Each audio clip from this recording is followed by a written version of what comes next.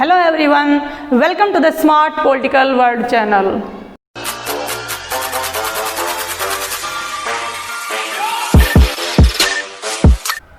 Dear students, आज की अपनी वीडियो सीरीज में हम राष्ट्रपति टॉपिक के पार्ट सेकंड में राष्ट्रपति के विशेष अधिकार, महाअभियोग तथा उसकी कार्यपालिका शक्तियों के बारे में अध्ययन करेंगे। इससे पहले कि हमने अपने राष्ट्रपति नाम की वीडियो में राष्ट्रपति के पद, उसकी निर्वाचन प्रक्रिया, निर्वाचन योग्यताएं, वेतन तथा भत्ते, कार्यकाल तथा महाअभियोग के बारे में वर्णन किया था, लेकिन वीडियो अधिक लंबी होने के कारण उसे छोटा करने के उद्देश्य से हमने महाअभियोग के बारे में ज़्यादा चर्चा नहीं की थी। तो आज के अपने वीडियो में हम शुरू करेंगे राष्ट्रपति के विशेष अधिकारों से। देखिए, राष्ट्रपति के विशेष अधिकारों के बारे में पढ़ने से पहले एक बार हमें संविधान के आर्टिकल 14 के बारे में, आर्टिकल 14 के बारे में एक बार देखना होगा। जब हमने आपको फंडामेंटल राइट्स के तहत आर्टिकल 14 के बारे में पढ़ाया था तो आपको ध्यान होगा कि इसमें क्या कहा गया था। आर्टिकल 14 में स्पष्ट शब्दों में लिखा हुआ था, विधि के समक्ष समानता, अर्थात विधि के सामने कौन खड़ा है कानून यह नहीं देखेगा, चाहे वह राष्ट्रपति हो, मजदूर हो, कोई मंत्री हो, व्यापारी हो या कोई आम व्यक्ति हो, कानून की नज़र में सभी समान है। कानून सबको एक आंख से देखता है, सबके साथ समान व्यवहार करता है। लेकिन यहाँ हम देखेंगे कि इसके बहुत सारे अपवाद भी हैं। इसके बहुत सारे अपवादों में जैसे कि राष्ट्रपति, उपराष्ट्रपति, राज्यपाल, सांसद, विधायक, मंत्री इत्यादि बहुत सारे इसके अपवाद हैं, क्योंकि इन्हें संविधान के तहत कुछ स्पेशल राइट्स, कुछ विशेषाधिकार प्रदान किए गए हैं। तो आइए देखते हैं राष्ट्रपति को कौन कौन से विशेषाधिकार दिए गए हैं। देखिए, अब आपके दिमाग में एक क्वेश्चन आना चाहिए कि भारतीय संविधान का वो कौन सा आर्टिकल है जिसके तहत राष्ट्रपति को स्पेशल राइट्स अर्थात विशेष अधिकार प्रदान किए गए हैं। तो वो है आर्टिकल 361, 361। और इस आर्टिकल के तहत हम 3 पॉइंट्स पर राष्ट्रपति के विशेष अधिकार पढ़ेंगे। तो पहला पॉइंट है कि राष्ट्रपति को पद पर रहते हुए भारत का कोई भी न्यायालय, यानी कि लोअर कोर्ट से लेकर के और सुप्रीम कोर्ट तक कोई भी न्यायालय उसे नोटिस जारी नहीं कर सकता है। ये राष्ट्रपति का स्पेशल अधिकार है कि कोई भी कोर्ट किसी भी स्थिति में राष्ट्रपति के पद पर रहते हुए उसे नोटिस जारी नहीं कर सकता है। और सेकंड पॉइंट है इसका कि राष्ट्रपति के पद पर रहते हुए उसे फौजदारी और दीवानी मामलों में उसके ऊपर किसी प्रकार की कार्यवाही नहीं की जा सकती है। शब्दों पर एक एक पर ध्यान देने की आवश्यकता है कि कार्यवाही नहीं की जा सकती है। कौन कौन से मामले में? फौजदारी एवं दीवानी। अब जो नए स्टूडेंट्स हैं शायद वो सोच रहे होंगे कि फौजदारी मामले क्या होते हैं और दीवानी मामले क्या होते हैं। देखिए, फौजदारी मामले होते हैं क्रिमिनल मामले। इसमें हम कौन कौन से मामलों को शामिल कर सकते हैं, जैसे कि हत्या, डकैती, अपहरण इत्यादि जो जघन्य अपराध है उनको हम फौजदारी मामलों में शामिल करते हैं। और दूसरी तरफ जो दीवानी मामले हैं यानी कि सिविल मामले हैं, इसके अंदर हम संपत्ति से संबंधित कोई मामला हो, जैसे कि चेक बाउंस होना या फिर विवाह, तलाक या उत्तराधिकार से संबंधित कोई मामला हो, उसको हम दीवानी मामलों में शामिल करते हैं। तो इन दोनों ही मामलों में राष्ट्रपति के पद पर रहते हुए उसके ऊपर किसी प्रकार की कार्यवाही नहीं की जा सकती है। और तीसरा पॉइंट है कि केवल दीवानी मामलों में राष्ट्रपति को 2 माह की पूर्व सूचना दे करके उससे पूछताछ कर सकते हैं। केवल पूछताछ ही कर सकते हैं, वो भी कब? जब राष्ट्रपति को उस मामले की 2 माह पहले पूर्व सूचना दी गई हो। और यह सूचना के अंतर्गत हम राष्ट्रपति से किस प्रकार की पूछताछ कर सकते हैं? केवल शिकायतकर्ता के नाम, उसके पते तथा शिकायत की प्रकृति के आधार पर पूछताछ की जा सकती है। तो ये हैं राष्ट्रपति के विशेष अधिकार। आपसे प्रश्न पूछा जा सकता है, उसके 4 ऑप्शन हो सकते हैं कि निम्नलिखित में से कौन कौन से राष्ट्रपति के विशेष अधिकार हैं। तो अगर तीनों में ये आता है तो आपका आंसर उपरोक्त सभी हो जाएगा। अब इन विशेष अधिकारों को देख लेने के बाद आइए चर्चा करते हैं महाअभियोग पर। राष्ट्रपति को हटाने की प्रक्रिया को महाअभियोग कहते हैं। देखिए, जब ये अभियोग किसी साधारण व्यक्ति पर, आम व्यक्ति पर चलाया जाता है तो इसे अभियोग कहते हैं, लेकिन राष्ट्रपति के ऊपर चलाई गई इस प्रक्रिया को क्या कहते हैं? महाअभियोग कहते हैं। ये जब महाअभियोग की बात आती है तो हम सबके दिमाग में एक ही आर्टिकल आता है, और वो आर्टिकल कौन सा है? आर्टिकल 61, क्योंकि महाअभियोग की प्रक्रिया का स्पष्ट वर्णन किया गया है आर्टिकल 61 में। लेकिन जब भी महाअभियोग की बात करें तो स्टूडेंट्स के माइंड में 2 आर्टिकल्स आने चाहिए। जी हाँ, 2 आर्टिकल्स आने चाहिए, वो है आर्टिकल नंबर 56 तथा 61। आप कहोगे क्यों? तो क्योंकि आर्टिकल 56 में क्या दिया है? महाअभियोग लाए जाने का कारण। राष्ट्रपति के ऊपर महाअभियोग क्यों लाया जाएगा, उसका क्या आधार होगा, इसका स्पष्ट वर्णन किया गया है आर्टिकल 56 में। और वो क्या हो सकता है? वो केवल और केवल हो सकता है वायोलेशन ऑफ द कॉन्स्टिट्यूशन, संविधान का उल्लंघन, संविधान का अतिक्रमण।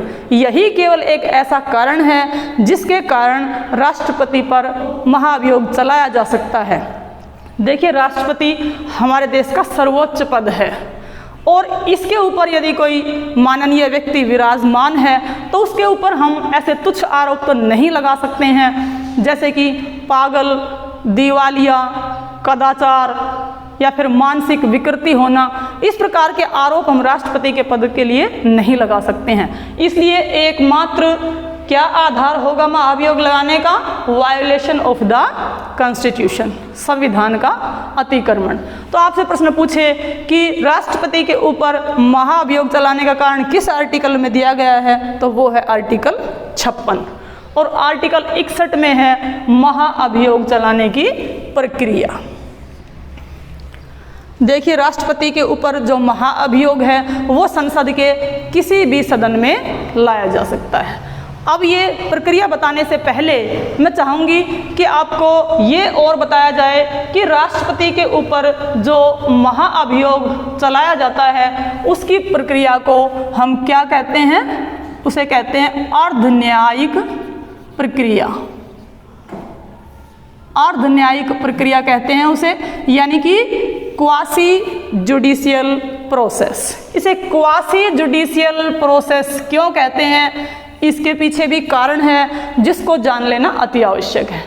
तो देखिए, जब हम कोर्ट में किसी व्यक्ति के ऊपर आरोप लगा करके उसे पद से हटाते हैं तो उसे न्यायिक प्रक्रिया कहते हैं, और यदि संसद में आरोप लगा करके किसी व्यक्ति को हटाया जाए तो उसे कहते हैं विधायी प्रक्रिया। लेकिन यहाँ पर भी महाअभियोग राष्ट्रपति के ऊपर संसद में चलाया जाता है। मान लीजिए कि किसी एक सदन में महाअभियोग का आरोप लगाया जाता है और महाअभियोग की प्रक्रिया शुरू की जाती है। फिर जब वो उसको पास कर देती है बहुमत से, तो फिर वो दूसरे सदन में जाता है, और दूसरे सदन में उसकी जांच करने के लिए एक कमेटी का गठन किया जा सकता है, और उस कमेटी को कुछ न्यायिक अधिकार भी प्राप्त हो जाते हैं, जिसके तहत वो कुछ दंड का भी प्रावधान कर सकती है। यही कारण है कि राष्ट्रपति के ऊपर जो महाअभियोग की प्रक्रिया चलाई जाती है उसे हम अर्ध न्यायिक प्रक्रिया कहते हैं, उसे क्वासी जुडिशियल प्रोसेस कहते हैं। तो अब इस प्रक्रिया के बारे में जान लेने के बाद हम देखते हैं कि राष्ट्रपति के ऊपर महाअभियोग की प्रक्रिया किस प्रकार चलाई जाती है। तो देखिए, महाअभियोग के प्रस्ताव को किसी भी सदन में लाया जा सकता है, चाहे पहले राज्यसभा में लाया जाए, चाहे लोकसभा में लाया जाए, इस बात से कतई कोई फर्क नहीं पड़ता है। तो सबसे पहली बात तो इसके अंतर्गत ये आती है कि आरोप लाने से पहले 14 दिन पहले राष्ट्रपति को इसकी पूर्व सूचना देनी आवश्यक है। चाहे आरोप किसी भी सदन में शुरू किया जाए, मान लीजिए कि लोकसभा में इस आरोप को लाया गया, तो लोकसभा को सबसे पहले 14 दिन पहले राष्ट्रपति को इसकी पूर्व सूचना देनी पड़ेगी। आप कहोगे कि जी ये सूचना कौन देगा, तो सूचना देगा लोकसभा का अध्यक्ष। और वो इसलिए दी जाती है सूचना क्योंकि प्रत्येक व्यक्ति के ऊपर यदि कोई आरोप लगाया गया है तो उसे अपना पक्ष रखने का मौका ज़रूर मिलना चाहिए, क्योंकि प्राकृतिक न्याय भी यही कहता है। ऐसा राष्ट्रपति पर भी लागू है कि वो भी जाकर के सदन में अपना पक्ष रख सकता है। राष्ट्रपति चाहे तो स्वयं जाकर अपना पक्ष रखे, या फिर अपने वकील को भेज करके या अपने किसी प्रतिनिधि को भेज करके अपना पक्ष रख सकता है। अब मान लीजिए कि लोकसभा में इस प्रस्ताव को लाया गया, तो उसके लिए ज़रूरी है कि लोकसभा के कम से कम 1/4 सदस्य उस प्रस्ताव का समर्थन करें। जैसे कि मान लीजिए कि हमें पता ही है कि हमारे लोकसभा की सदस्य संख्या है 543 इसमें निर्वाचित सदस्य होते हैं और 2 राष्ट्रपति के द्वारा मनोनीत सदस्य होते हैं। उसका जब हम 1/4 निकालेंगे तो लगभग 136 आएगा। तो 136 सदस्यों के द्वारा पहले इस प्रस्ताव पर हस्ताक्षर करके उसे समर्थन दिया जाना चाहिए, उसके बाद ही वो प्रस्ताव लोकसभा में लाया जाएगा और फिर उसका 2/3 बहुमत से पास करना भी जरूरी है। अब पूछोगे कि जी 2/3 बहुमत कौन सा? कई बार हम जो है बुक्स में लिखा पढ़ते हैं कि उपस्थित एवं मतदान करने वाले सदस्यों का 2/3 नहीं, बिल्कुल नहीं। ध्यान से सुननी है ये बात कि केवल और केवल उस सदन की कुल संख्या का 2/3, यानी कि कुल संख्या हुई 545 और उसका हम 2/3 जब निकालेंगे तो वो लगभग आएगा 364। तो 364 सदस्यों के द्वारा मतदान द्वारा उसको पास किया जाना चाहिए, उसके पक्ष में मतदान करना चाहिए, तब वो बिल जो है लोकसभा में पास समझा जाएगा और इसके बाद फिर उसको भेज दिया जाएगा राज्यसभा में। और यदि बिल पास नहीं होता है तो ये प्रस्ताव वहीं की वहीं समाप्त हो जाता है, महाअभियोग की प्रक्रिया समाप्त हो जाएगी। लेकिन यदि पास कर दिया जाता है तो इसे दूसरे सदन में भेज दिया जाएगा और सेम वही की वही प्रक्रिया फिर दूसरे सदन में अपनाई जाएगी। जब राज्यसभा में प्रस्ताव जाएगा तो वहाँ पर भी उसके कुल सदस्य संख्या का 2/3 संख्या से उसको पास करना पड़ेगा। और जब मान लीजिए दूसरे सदन में भी ये प्रस्ताव पास हो जाता है तो उसी दिन से, जिस दिन ये प्रस्ताव पास किया गया है, उसी दिन से राष्ट्रपति का पद रिक्त समझा जाता है। आप पूछोगे कि क्या राष्ट्रपति त्यागपत्र दे सकता है? हाँ बिल्कुल, प्रस्ताव के दोनों सदन में पास होने पर या तो राष्ट्रपति त्यागपत्र दे देता है, और यदि नहीं भी देता है तो इसकी भी कोई आवश्यकता नहीं है, क्योंकि उसी दिन से राष्ट्रपति का पद रिक्त समझा जाता है। अब यहाँ पर एक प्रश्न और पैदा होता है कि ये महाभियोग चलाने की जो प्रक्रिया है ये छोटी भी हो सकती है और लंबी भी हो सकती है। इसमें हो सकता है कि 5-6 महीने का भी समय लग जाए। जैसे मान लीजिए कि हम 20 जुलाई को लोकसभा में ये प्रस्ताव लेकर के आते हैं और 26 सितंबर को जो है लोकसभा इसको पास करती है, उसके बाद फिर ये राज्यसभा में जाता है और राज्यसभा में पास होते होते नवंबर का महीना आ जाता है। तो जुलाई से नवंबर तक का जो ये लंबा समय लगा, इस समय के दौरान राष्ट्रपति के द्वारा किए गए सभी कार्य क्या वैध माने जाएंगे, वैलिड माने जाएंगे? जी हाँ, बिल्कुल। राष्ट्रपति पूर्व की भांति इस कार्यकाल के दौरान भी वैसे ही काम करता रहेगा जैसे पहले कर रहा था। उसे उसी प्रकार से वेतन और भत्ते मिलते रहेंगे तथा उसके द्वारा किए गए सभी कार्य पूर्ण रूप से वैलिड माने जाएंगे, वैध माने जाएंगे। अब यहाँ पर मैं आपको 2 नए प्रश्न और समझाती हूँ जिनको परीक्षा में पूछे जाने की संभावना है। देखिए, हमारा यहाँ पर मेन उद्देश्य है आपके सारे डाउट्स क्लियर करना, आपकी कॉन्सेप्ट क्लियर करना, ताकि आपको एक एक बात अच्छी प्रकार से समझ में आ जाए और कंपटीशन में जिस प्रकार के प्रश्न पूछे जाते हैं उन प्रश्नों को ध्यान में रखते हुए हम आपको ये लेसन पढ़ाते हैं। अब देखिए, आपको पता है कि जब हमने राष्ट्रपति की निर्वाचन प्रक्रिया पढ़ी थी तब हमने बताया था कि राष्ट्रपति के निर्वाचन में कौन कौन भाग लेते हैं। अब प्रश्न ये पैदा होता है कि वो कौन कौन से लोग हैं जो राष्ट्रपति की निर्वाचन प्रक्रिया में तो भाग नहीं लेते हैं लेकिन उसके महाअभियोग की प्रक्रिया में भाग लेते हैं।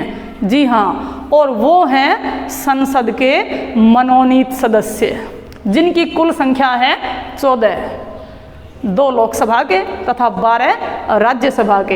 ये 14 मनोनीत सदस्य वे लोग हैं जिन्होंने राष्ट्रपति की निर्वाचन प्रक्रिया में तो भाग नहीं लिया लेकिन महाअभियोग प्रक्रिया में वो भाग लेते हैं। और अब है दूसरा क्वेश्चन ये है कि वो कौन कौन से लोग हैं जो राष्ट्रपति की निर्वाचन प्रक्रिया में तो भाग लेते हैं लेकिन उसके महाअभियोग की प्रक्रिया में भाग नहीं लेते हैं। तो वो हैं 28 राज्यों की विधानसभाओं के सदस्य तथा दिल्ली एवं पांडिचेरी की विधानसभाओं के निर्वाचित सदस्य। ये वो सदस्य हैं जो केवल निर्वाचन प्रक्रिया में भाग लेते हैं लेकिन महाअभियोग में भाग नहीं लेते हैं, क्योंकि महाअभियोग तो संसद में चलाया जाता है और ये तो राज्य की विधान पालिकाओं के सदस्य हैं। अतः ये सभी राष्ट्रपति के महाअभियोग की प्रक्रिया में भाग नहीं लेते हैं। अब आपको राष्ट्रपति की महाअभियोग प्रक्रिया समझ में आ गई होगी। इसमें हम यहाँ पर यह भी बताएंगे कि दोनों सदनों में संयुक्त अधिवेशन महाअभियोग के दौरान बुलाए जाने का प्रावधान नहीं है। अब आप पूछोगे कि जी ऐसा क्यों नहीं है कि संयुक्त अधिवेशन दोनों सदनों का क्यों नहीं बुलाया जा सकता? तो इसके पीछे भी एक बहुत अच्छा रीज़न है, क्योंकि हमारे जो संविधान निर्माता थे वो एक किस्म से देवदूत थे। उनकी सोच बहुत अग्रणीय थी और वो चाहते थे कि कोई भी ऐसा काम न हो जिस पर बाद में कोई प्रश्न चिन्ह लगाया जाए। तो देखिए, जैसा कि आपको पता है कि लोकसभा की सदस्य संख्या ज़्यादा है जबकि राज्यसभा की सदस्य संख्या उसके मुकाबले बहुत ही कम है। अगर दोनों का संयुक्त अधिवेशन बुलाया जाएगा तो फिर लोकसभा चाहेगी वैसा ही प्रस्ताव पास करवा लेगी, इससे राज्यसभा का तो महत्व कुछ नहीं रहेगा। अतः राष्ट्रपति के महाअभियोग की प्रक्रिया में दोनों सदनों को बराबर अधिकार देने के लिए हमारे संविधान निर्माताओं ने हमारे संविधान में संयुक्त अधिवेशन बुलाने का प्रावधान नहीं किया। किस मामले में? राष्ट्रपति के महाअभियोग की प्रक्रिया के मामले में। तो ये थे जो है राष्ट्रपति के ऊपर चलाए जाने वाली महाअभियोग की प्रक्रिया। उम्मीद करती हूँ कि आपको अच्छे से समझ में आ गई होगी। साथ में ये भी बता देती हूँ कि भारत के इतिहास में आज तक एक भी राष्ट्रपति को महाअभियोग की प्रक्रिया से नहीं हटाया गया है। आइए अब देखते हैं राष्ट्रपति के कार्य एवं शक्तियाँ। यदि हम राष्ट्रपति की कार्य एवं शक्तियों का क्लासिफिकेशन करें तो इसे 2 भागों में बांटा जा सकता है। नंबर 1 शांतिकालीन शक्तियाँ और नंबर 2 आपातकालीन शक्तियाँ। जो शांतिकालीन शक्तियां हैं उसको राष्ट्रपति एक साधारण समय में इस्तेमाल करता है जब देश में किसी प्रकार का संकट नहीं आया हो, शांतिकालीन परिस्थितियां हो, तो ऐसी शक्तियों को, ऐसी पावर्स को हम राष्ट्रपति की शांतिकालीन शक्तियां कहते हैं। और इसके अंतर्गत राष्ट्रपति कई प्रकार के कार्य करता है, जैसे कि कार्यपालिका या प्रशासनिक शक्तियाँ, विधायी शक्तियाँ, स्वविवेकीय शक्तियाँ और वित्तीय शक्तियाँ तथा न्यायिक शक्तियाँ इत्यादि। तो आइए हम सबसे पहले देखेंगे कार्यपालिका पावर्स यानी कि एग्जीक्यूटिव पावर्स, या फिर इसको हम कह देते हैं प्रशासनिक, एडमिनिस्ट्रेटिव पावर कौन कौन सी होती है। राष्ट्रपति को ये अधिकार होता है को विभिन्न आयोगों का वह गठन करता है तथा विभिन्न संवैधानिक पदों पर, जो बड़े बड़े संवैधानिक पद है उनके ऊपर वह पदाधिकारियों की नियुक्ति करता है। तो नियुक्ति संबंधी जितनी भी राष्ट्रपति की पावर्स हैं, शक्तियां हैं, वो सभी आती हैं राष्ट्रपति की कार्यपालिका या प्रशासनिक शक्तियों में आती है। तो आइए देखते हैं ये कौन कौन से आर्टिकल में दी गई है। ये आर्टिकल 74 से 78 तक प्रदान की गई है राष्ट्रपति को। इन शक्तियों के बारे में देखने से पहले आइए एक बार देखते हैं आर्टिकल 53 को, आर्टिकल 53 को देखते हैं कि उसमें क्या लिखा है।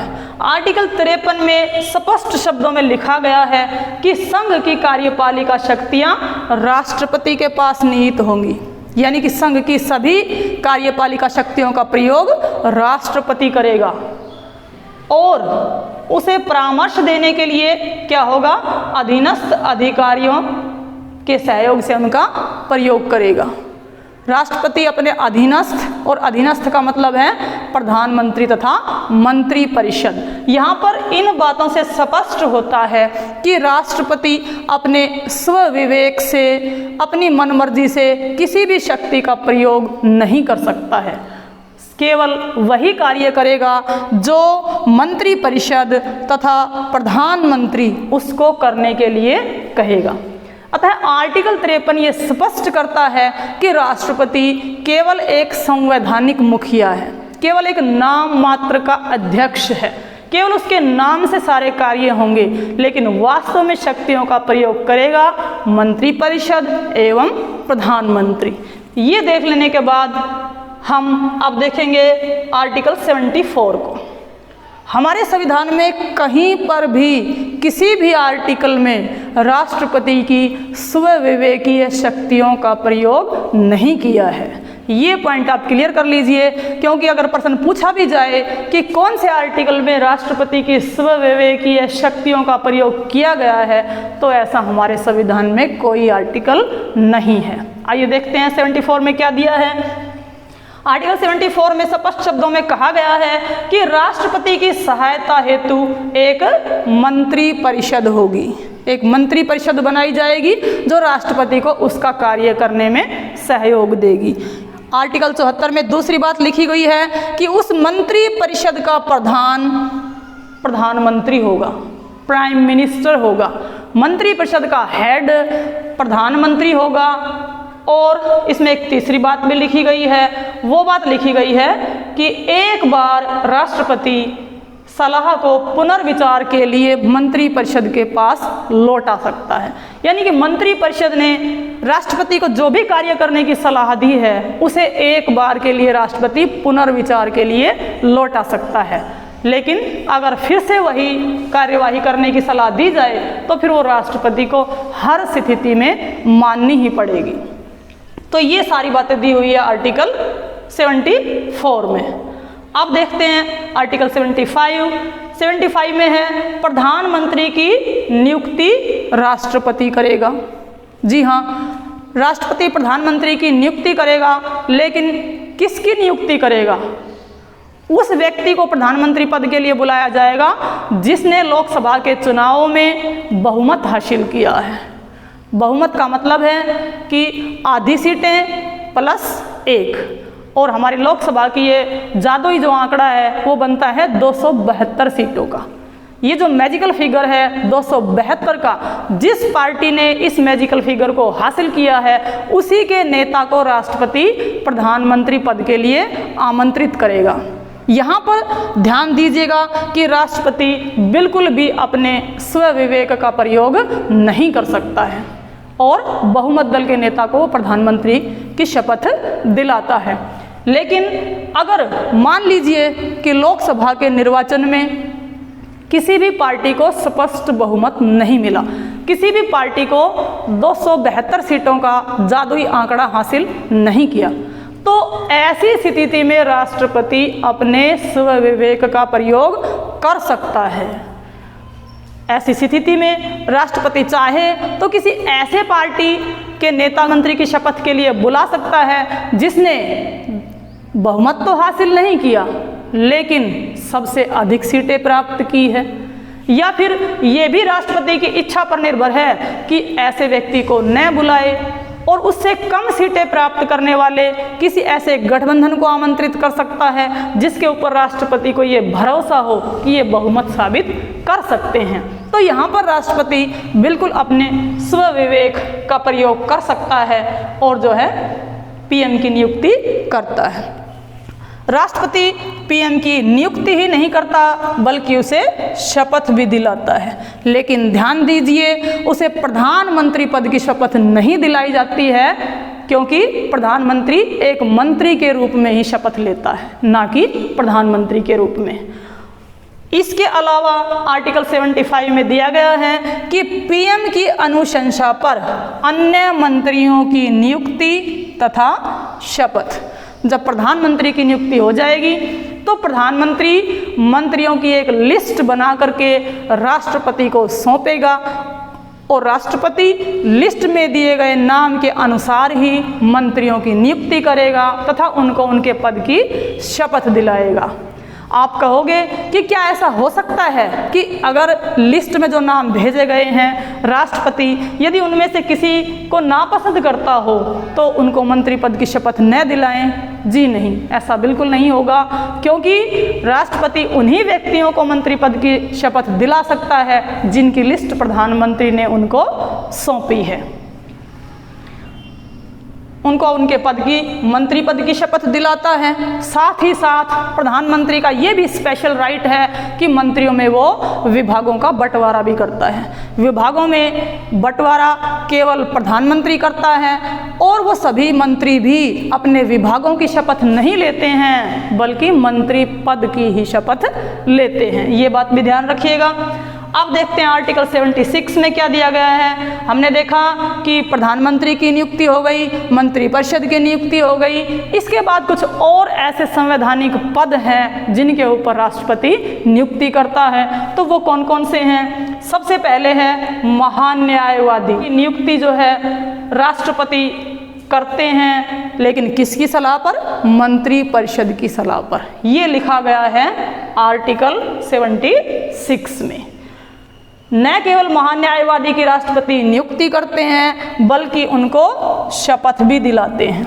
साथ ही साथ वह राष्ट्रपति के प्रसाद पर्यंत अपने पद पर कार्य करता है। अब यहाँ पर आप समझेंगे कि प्रसाद पर्यंत यानी कि प्लेजर ऑफ द प्रेसिडेंट, ये प्रसाद पर्यंत क्या है?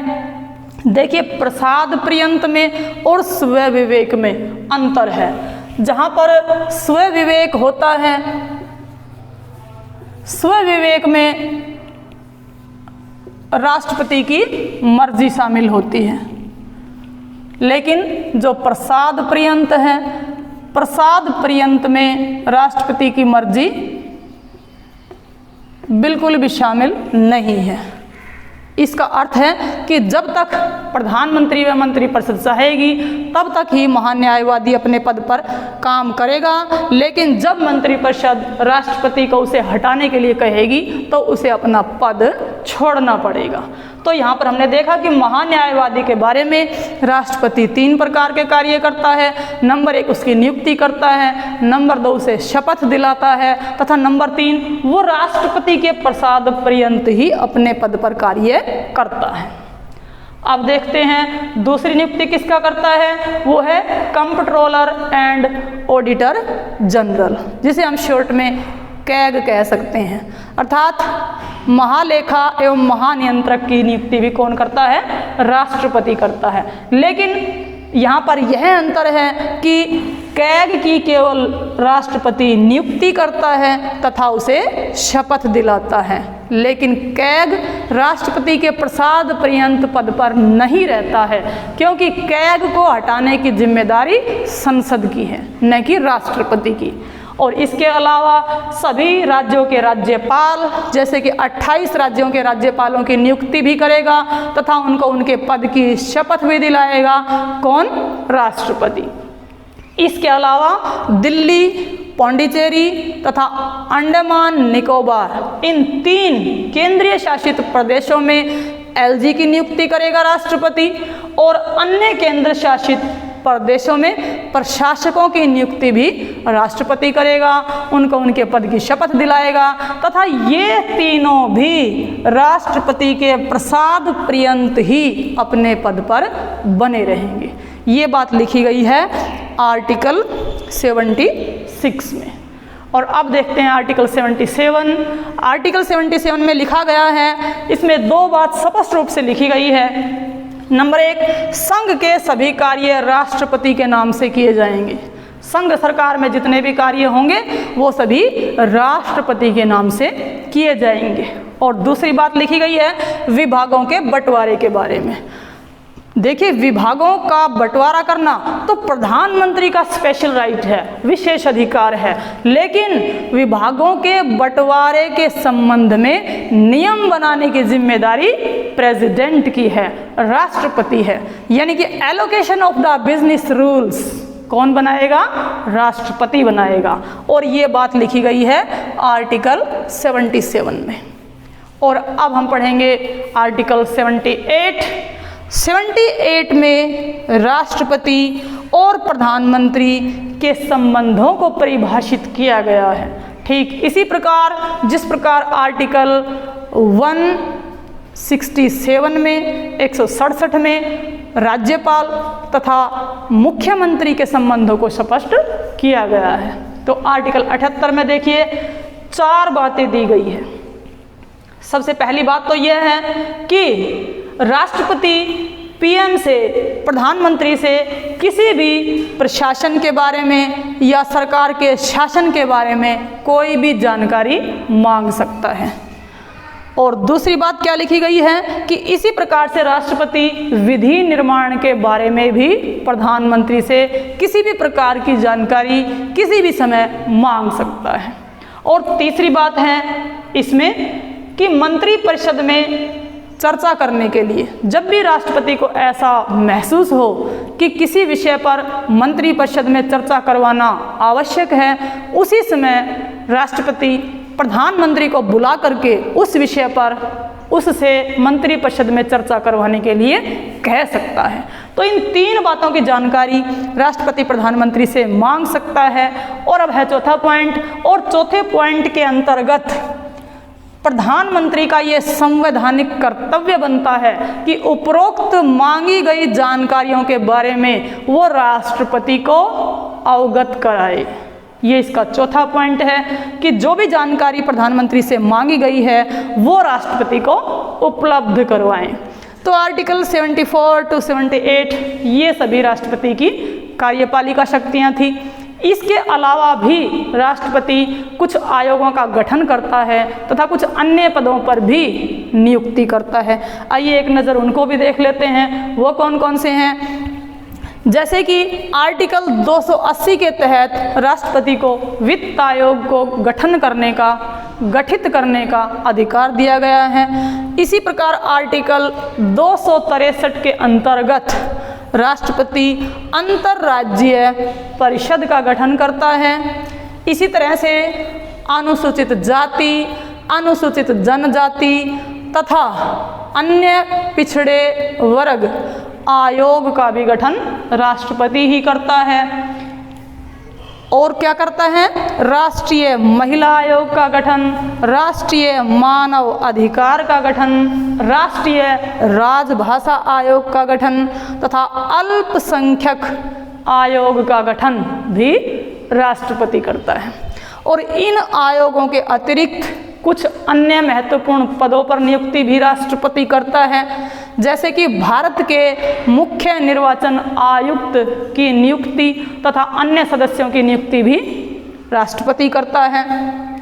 यूपीएससी के अध्यक्ष यानी कि यूनियन पब्लिक सर्विस कमीशन के अध्यक्ष और उनके अन्य सदस्यों की नियुक्ति भी कौन करता है? राष्ट्रपति करता है। और किसी भी क्षेत्र को यदि अनुसूचित क्षेत्र घोषित करना हो तो यह कार्य भी राष्ट्रपति का है। इस प्रकार ये सभी हैं राष्ट्रपति के एग्जीक्यूटिव पावर्स, एडमिनिस्ट्रेटिव पावर्स। उम्मीद करती हूँ कि आपको ये सभी पावर्स अच्छी प्रकार से समझ में आ गई होंगी। आप राष्ट्रपति के विशेषाधिकार, महाभियोग प्रक्रिया तथा एग्जीक्यूटिव पावर्स के बारे में अच्छी प्रकार से समझ गए होंगे। आज का हमारा टॉपिक यहीं पर समाप्त होता है और अगले टॉपिक में अब हम राष्ट्रपति की लेजिस्लेटिव पावर्स विधायी शक्तियों के बारे में पढ़ेंगे। अगर आपको टॉपिक समझ में आया है तो मैं उम्मीद करती हूँ कि आप वीडियो को लाइक करें, चैनल को सब्सक्राइब करें तथा वीडियो को अधिक से अधिक शेयर करें। इसी के साथ धन्यवाद।